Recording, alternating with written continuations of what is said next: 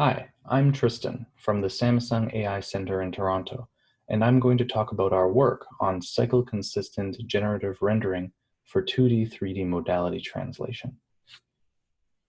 The inspiration for our work comes from the famous Cycle-GAN model, which learns a two-way mapping between image domains, such as between horses and zebras. Through a cycle consistency constraint, Cycle-GAN learns a domain translation model from unpaired images alone, greatly simplifying data requirements. Given the success of Cycle-GAN, a natural question is whether we can apply this to translating between the modalities of an object in the same way, in particular, mapping between 2D and 3D.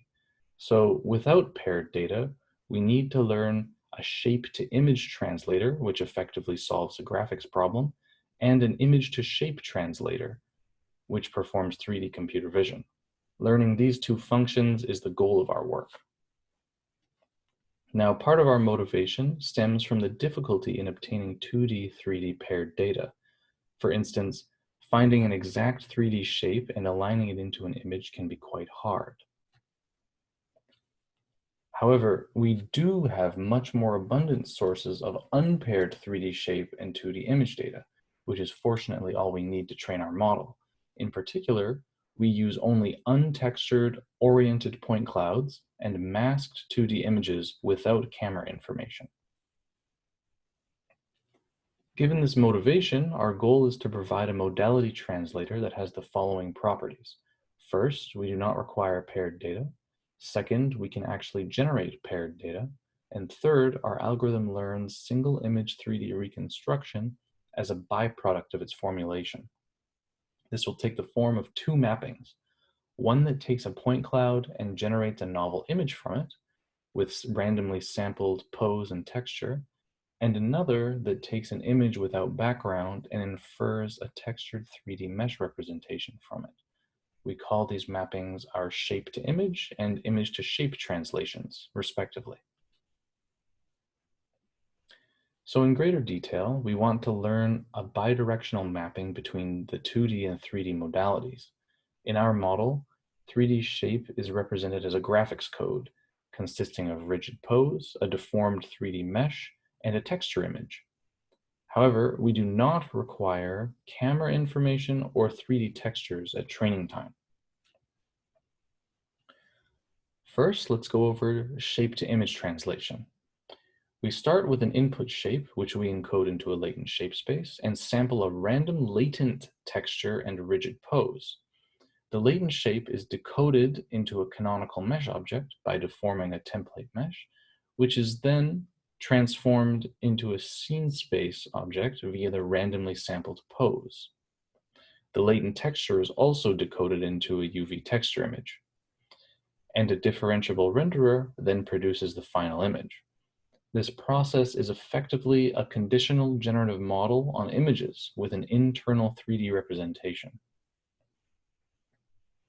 For image-to-shape translation, we take a vision as inverse graphics approach. Starting from an input image, we infer the rigid pose and latent shape, which we decode into a scene space 3D mesh as before. We can then back project this shape onto the image to obtain information on some of its expected nodal texture values and use this information in conjunction with the encoding of the image to obtain the final latent texture vector. Altogether, the resultant latent graphics code acts as a neural descriptor, which one could use to regenerate the image by running it through the shape-to-image translator function.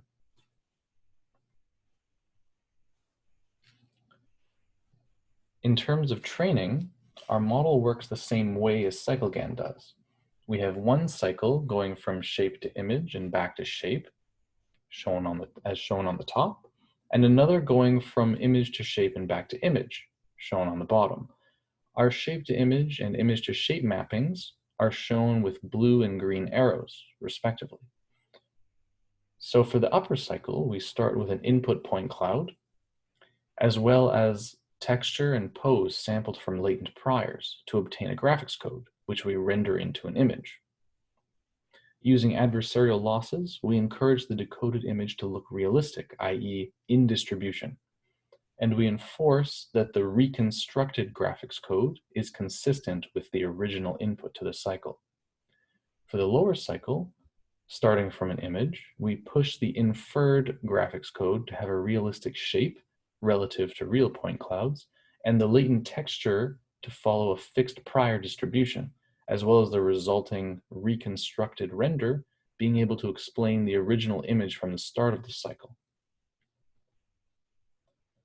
Mathematically, this results in an objective function with 5 terms: 2 for distribution matching, adversarially ensuring that shapes and images are realistic and that latent vectors follow their priors, and 2 for cycle consistency, enforcing reconstructed images and graphics codes to be faithful to their original sources.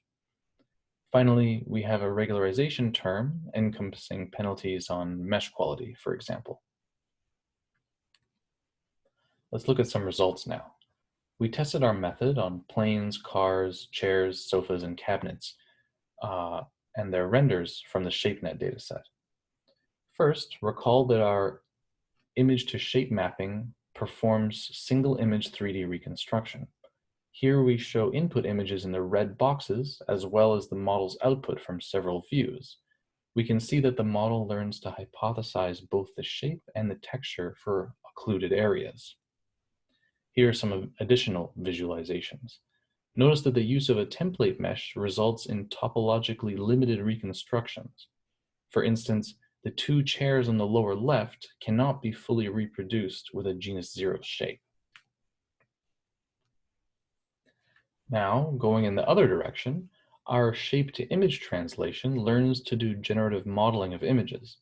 In the green boxes, we see real 2D images, while the remaining insets are random samples from the model, conditionally generated from random input point clouds. And here are a few more generated examples from other categories. We note that quantitatively, our method acting as a generative model performs similarly to a standard image VAE, despite the greater representational constraints that we place upon it. To talk a little bit more about representation, our model also learns unsupervised 3D correspondence due to its use of a canonical object space. Here, for each row, we show some marked 3D vertices with colored dots, where each dot marks the same node across the input images. Note that we show occluded marked vertices as well. Looking across each row, we can see that each dot is relatively consistent in terms of its geometric and semantic placement on the object. By projecting these nodes into the original image, we can essentially obtain correspondence across images for free, similar to obtaining unsupervised key points. Finally, our model automatically disentangles shape, pose, and texture all in 3D. Starting from encoding the boxed real images in the corners, we traverse the latent space between them, but treating texture and shape along different axes. Specifically, we smoothly interpolate latent texture along the horizontal axis, whereas we do so for latent shape and pose along the vertical one. For instance, in the left inset, one can see the color of the car changing from blue to yellow as we move left to right, while keeping the shape and orientation constant.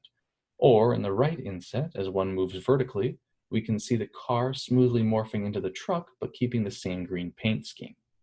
In other words, we obtain a smooth, factorized latent space for the graphics code, which is potentially useful for downstream tasks.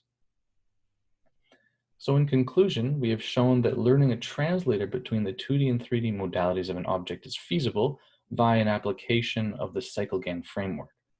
The resulting model can be learned from unpaired data and is capable of both generative image modeling and textured 3D reconstruction.